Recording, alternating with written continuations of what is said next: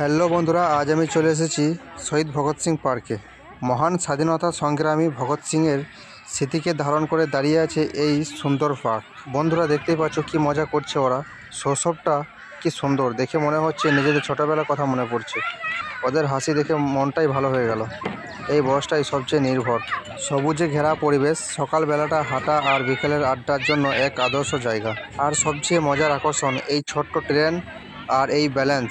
শিশুদের হাসির আর উচ্ছ্বাসে ভরে ওঠে পুরো পার্ক। শিশুদের জন্য আছে নানা রকমের খেলনা আর রাউডাস, যা পার্কের আনন্দকে আরও রঙিন করে তোলে।